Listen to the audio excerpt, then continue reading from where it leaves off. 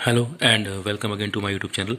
I am doctor Mohammad Danish और आज मैं आपके सामने Uttar Pradesh higher education service commission द्वारा आयोजित 30 अक्टूबर को असिस्टेंट प्रोफेसर का जो एग्ज़ाम सेकंड शिफ्ट में कंडक्ट हुआ उसकी मैं जनरल नॉलेज की आंसर्स आपके साथ शेयर कर रहा हूँ और बहुत ही क्लोज आंसर्स हैं। मैंने काफ़ी सोर्सेज से मिलाने के बाद ही मैं आपको ये जवाब दे रहा हूँ और होपफुली यही जवाब जो है वो आयोग के भी होंगे, क्योंकि मैंने इससे पहले भी जो आंसर कीज़ जारी की या शेयर की वो 99% वही आंसर की जो आयोग ने जारी की। तो शुरुआत करते हैं। सबसे पहला मैं क्वेश्चन आपके सामने डिस्कस कर रहा हूँ कि प्राचीन भारत में विवाह के कितने प्रकार थे। How many types of marriages were there in ancient India. तो मैंने कई सोर्सेज से इसको देखा और इसका जो जवाब पाया गया वो है 8 यानी कि 8।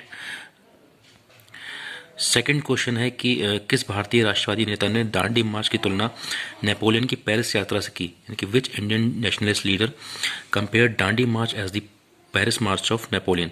तो उसका जो आंसर मैंने पाया सही आंसर है सुभाष चंद्र बोस, डी। अगला सवाल है कि निम्न में से कौन सा तत्व मोनाजाइट रेत में पाया जाता है। तो इसका बहुत पुराना सवाल है, कई बार आ चुका है। तो इसका सही जवाब है थोरियम यानी कि ऑप्शन सी। अगला सवाल है कि भारत में 1857 में पुरानी राइफल के स्थान पर जिस नई राइफल का प्रयोग करने का निर्णय लिया गया उसका क्या नाम था। तो इसका सही जवाब है एनफील्ड राइफल यानी कि ऑप्शन सी। अगला सवाल है कि किस शासक के शासनकाल में राग दर्पण का फारसी में अनुवाद हुआ था। तो इसका जो सही जवाब है वो है फिरोज शाह तुगलक यानी कि ऑप्शन बी। आगे बढ़ते हैं। अगला सवाल है कि ब्रिटिश शासनकाल में किसने 2 खंडों में the economic history of India लिखी थी। Who wrote the economic history of India in 2 volumes during the British rule. तो the right answer is A Romesh Chandra Dutt. अगला सवाल है कि संविधान के किस भाग में निर्वाचन से संबंधित प्रावधान समाविष्ट किए गए हैं। तो इसका जो सही जवाब है वो है ऑप्शन डी, भाग 15। अगला सवाल है कि when did the first regional rural bank in India came into existence. Bharat में कब प्रथम क्षेत्रीय ग्रामीण बैंक अस्तित्व में आया। तो इसका जो सही जवाब है वो है ऑप्शन सी, 1975, 1975। अगला सवाल है ज़ॉम्बी लैंडिंग से क्या तात्पर्य है। तो इसका जो सही जवाब है वो ए कि असमर्थता के करीब पहुंचे उधारकर्ता को नया उधार देना। A new loan to a borrower on the verge of default. मैंने इसको कई जगह देखा और यही है इसका मतलब होता है कि जो भी बोरोअर जो है वर्ज ऑफ डिफॉल्ट पे आ जाते हैं तो उनको अगर दोबारा से आप उधार दे रहे हैं तो वो एक ज़ॉम्बी लैंडिंग की कैटेगरी में आता है। अगला सवाल है कि भारत के संविधान का अनुच्छेद 21 से का प्रावधान करता है। तो सबसे आसान क्वेश्चन था इस पेपर का कि राइट टू एजुकेशन, ज़्यादातर बच्चों का सही हुआ होगा, ऑप्शन डी इसका आंसर है। नेक्स्ट क्वेश्चन है, इसमें आपको ये मिलान करना है। ये आपके सामने क्वेश्चन नंबर मैं 11 दिखा रहा हूँ कि जगजीत पवाड़िया, डॉक्टर पैट्रिक अमोद, कल्पना कोच्चर और आइजैक हार्जोग। तो इसको अगर आपको सही से पकड़ना है इस सवाल को तो आप ये देखिए कल्पना कोच्चर जो हैं वो Bill and Melinda Gates foundation से जुड़ी हुई हैं। उसके बाद है इसाक हर्जोग जो है वो इजराइल से जुड़े हुए हैं। इसाक जो नाम है वो वहाँ के एक अथॉरिटी को दिया गया है। उसके बाद तो अगर आपसे मिलाते हैं कल्पना कोच्चर सी, इसाक हर्जोग ए और जगजीत पवाड़िया जो थे इंटरनेशनल नारकोटिक्स कंट्रोल बोर्ड से जुड़े हुए हैं। तो अगर इसको हम ऑप्शन देखें तो उसका सही ऑप्शन निकल के आएगा डी। ठीक है, A4 B3 D1। ठीक है, ये दिख रहा है ऑप्शन डी। अगला सवाल है कि टोक्यो ओलंपिक में खेला गया प्रथम गोल्ड मेडल किसने जीता। तो इसका जो पहला जवाब है वो है यांग कियान, पहला ऑप्शन। क्वेश्चन नंबर 13 है कि निम्नलिखित देशों में से मई 2021 में किसने चाइना 17+1 संघ से अपने आप को अलग कर लिया। तो उसका जो राइट आंसर निकल के आ रहा है वो है ऑप्शन सी, लिथुएनिया।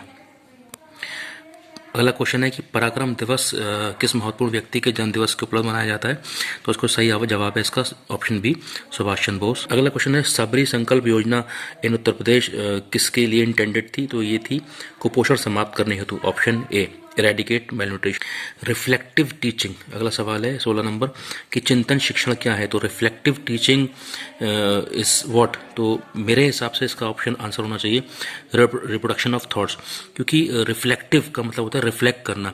रिफ्लेक्ट करते हैं अगर हम किसी चीज़ को एक रिफ्लेक्शंस की तरह देखते हैं। रिफ्लेक्शंस अभी आते हैं जब आपके माइंड्स में थॉट्स डेवलप होते हैं।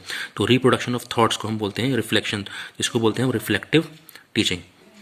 क्वेश्चन नंबर 17, ये तो रिसर्च ओरिएंटेड है, जिसने भी रिसर्च की है तो उसको ऑर्डर पता होगा। जैसे कि मैं ऑलरेडी डॉक्टरेट हूँ तो मुझे मालूम है कि इसका ऑर्डर क्या होना चाहिए कि सबसे पहले जो है हम रिसर्च प्रॉब्लम को फॉर्मुलेट करते हैं, उसके बाद हम जो भी रिसर्च करने का इंस्ट्रूमेंट है जैसे क्वेश्चनेयर है या सर्वे शेड्यूल है उसे डेवलप करते हैं। तो उस हिसाब से पहला, उसके बाद तीसरा ऑप्शन, उसके बाद हम डेटा कलेक्ट करते हैं, that is option second option, उसके बाद लास्ट में हम डेटा को एनालाइज करते हैं। तो इसका जो सही क्रम होगा वो होगा 1 3 2 4। तो उसका जो ऑप्शन दे रखा है दैट इज डी।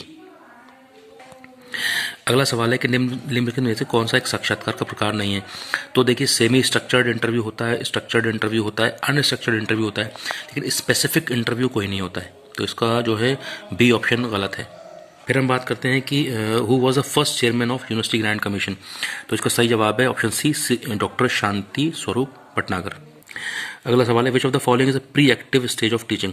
तो pre active stage of teaching का मतलब होता है सबसे पहले हम प्रॉब्लम डायग्नोस करते हैं कि बच्चों को क्या सिखाना है, क्या दिक्कत आ रही है, उसी प्रॉब्लम को हम एड्रेस करते हुए टीचिंग करते हैं। तो डायग्नोसिस यानी कि इसका ऑप्शन होना चाहिए बी।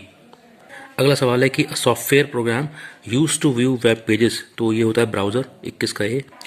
जीपीयू का मतलब होता है graphics processing unit, option D. अगला सवाल है कि a web page can be design to using one of the following. तो वेब पेज जो है आपका HTML लैंग्वेज बनाए जाते हैं, जो भी वेबसाइट बनती है तो HTML बनती है, hyper text markup language, option C. अगला सवाल है आप next is the internet communication cookie. तो कुकी जो होता है वो क्या करता है, कुकी में जो है इसका ऑप्शन बी है, storing authentication information at client site for entire session. Generally देखा होगा आप कोई भी वेबसाइट डाउनलोड करें या कुछ भी तो वहाँ आपसे परमिशन मांगता है कुकी डाउनलोड करने की। तो अगर आपने वहाँ पर एक्सेप्ट कर दिया तो कुकीज़ जो डाउनलोड हो जाएंगी तो उससे क्या होता है आपके उस सिस्टम पे जिस पे आप काम कर रहे हैं उसकी सारी इन्फॉर्मेशन जो है उसकी ऑथेंटिकेशन उस पूरे एंटायर सेशन के लिए आपके ही साइट पे सेव हो जाएगी। तो ऑप्शन बी। अगला क्वेश्चन है कि which of the following prizes given for excellent work in the field of computers. तो इसका सही जवाब है ट्यूरिंग अवार्ड, 25 का ए। अगला सवाल है कि एबायोटिक कंपोनेंट कौन होता है, इसका आंसर है बी, ह्यूमस। अगला क्वेश्चन है कि the following statement is are related to eco mark level. तो इको मार्क लेवल जो है BIS के द्वारा दिया जाता है, ये एनवायरमेंटल फ्रेंडली प्रोडक्ट्स के लिए दिया जाता है, लेकिन ये 2000 में नहीं दिया गया था। ठीक है, तो इसके अलावा सही ऑप्शन है 27 का बी। अगला सवाल है कि स्टॉकहोम कॉन्फ्रेंस में कितने सूत्री जो प्रोग्राम था। तो इसका सही जवाब है 26 सूत्री ये प्रोग्राम था। Green house effect is mainly caused by. तो इसका जो सही जवाब है वो कार्बन डाइऑक्साइड। हालांकि मीथेन से भी ग्रीन हाउस इफेक्ट होता है, लेकिन ज़्यादा जो है कार्बन डाइऑक्साइड से होता है। तो होने को इसके दो ऑप्शन हो सकते हैं आयोग की तरफ से, लेकिन कार्बन डाइऑक्साइड जो है इसका सही आंसर है।